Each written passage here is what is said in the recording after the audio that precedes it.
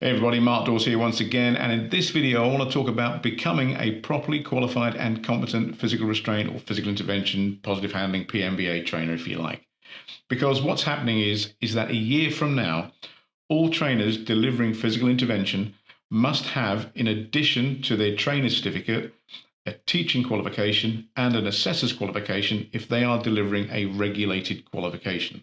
So just to make that clear, if you are a trainer and you are delivering, for example, a BTEC Level 2 qualification for your staff in physical intervention or physical restraint, then you must have, in addition to your trainer certificate from whichever organization you train with, you must have a teaching qualification and an assessor's qualification to evidence that you've been trained and that you have been competently assessed in being able to teach and assess physical intervention training. And the same applies for conflict resolution training or conflict management training and any other training that is regulated by Ofqual. So any training, if you like, that comes with a certificate from an awarding organization. So this then leaves the question, which is, what if I'm a trainer with an organization and we're not delivering regulated qualifications, so we're just delivering our organization's syllabus, if you like? Do I need to have, in addition to my trainer certificate, which has been issued by that training company, a teaching qualification and an assessor's qualification? Well, the answer really lies in how you will be expected to evidence competency if you are challenged to do so. For me, if we're going to be delivering training in schools, for example, then some of the people we're going to be teaching are going to be teachers, and these are going to be people who have teaching qualifications. So it would be best practice for us to have a teaching qualification and an assessor's qualification if we're going to teach and assess people who hold a teaching qualification themselves. That would be good practice and good sense to me.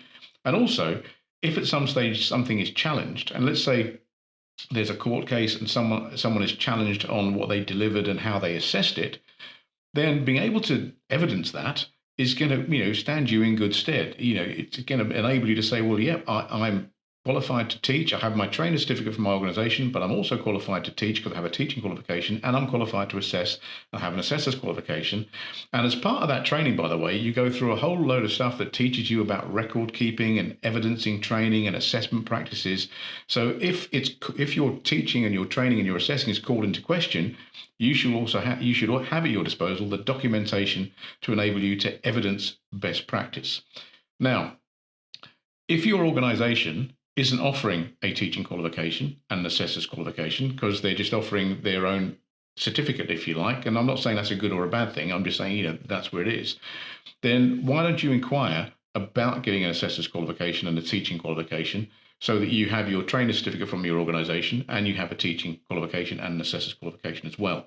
Now, this is what we're doing on our courses. So when people enroll now on our BTEC Level 3 Restraint Instructor Award Course, they have the option of taking a teaching qualification and an assessor's qualification. So they leave not only with a BTEC Level 3 award in physical restraint instruction, which is their certificate to teach the system, if you like, but they also have a certificate that says they're qualified to teach and another certificate that says they're qualified to assess that teaching, if that makes sense.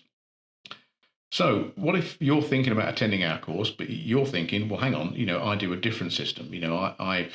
I belong to this organization and they're great, by the way, but they don't have this facility for me to take a teaching qualification and assessor's qualification. Oh, here's the good news and here's a solution for you. You are most welcome to attend our course, and we're not going to try and change the way that you do things. We're not going to try and take you away from your system, but we can actually take you through a process of teaching or being qualified to teach and being qualified to assess within your own system. So we're becoming quite an all-embracing organization now. We're looking to work, cooperatively with people, and we're saying we don't mind whether you belong to this organization or that organization or whichever organization you're with. We're offering you the facility to gain 3 qualifications, so a BTEC Level 3 in physical restraint instruction, a BTEC Level 3 or a Level 3 teaching qualification, and a Level 3 assessor's qualification that will give you the qualifications to evidence that you've had competent training to be able to teach and assess the subject matter that you've been trained by your parent organization to teach. Now, we run 2 courses a year, one in March and one in September. The March course is virtually full at the moment because obviously we're cutting back on numbers because of COVID. And by the way, we are COVID secure. We have all the COVID safeguards in place. So if you do want to get these qualifications, then you're welcome to come and train with us. And we're not going to try and poach you away from your parent organization at all. But you may find this beneficial, because if you don't have this, if all you have is a instructor's certificate from your parent organization and that's it, that just teaches you how to teach that syllabus. There is no evidence, unless of course they built it in and I don't know, but there may be no evidence that you actually hold a recognized teaching qualification and or a recognized assessor's qualification that's demonstrated that you've gone through a structured process of learning and development so that you've been assessed to teach and assess others properly to a national vocational standard. And that is something that we can offer you within this framework. And we also have template documents that we put together that we'll give to you as well. We'll teach you how to assess and we'll teach you how to teach. And I don't mean that in a tongue-in-cheek way to say, well, we know how to teach and you don't. You're probably an absolutely brilliant instructor, but you've got no qualifications or competencies to evidence that. And that's the key thing you need if and when a case goes to court.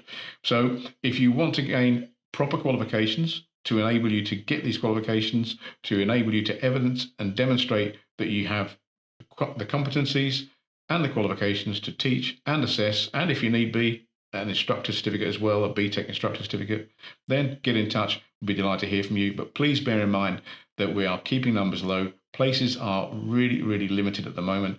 And by the way, if you're one of our instructors watching this and you're coming on the refreshers this year, we are upskilling you with the assessor's qualification completely free. Okay, you don't have to pay a penny for it. So I hope that helps. Thanks ever so much for listening. If you find this video useful, please feel free to share it around. If you have any questions, leave a comment below and I'll get back to you, or drop me an email.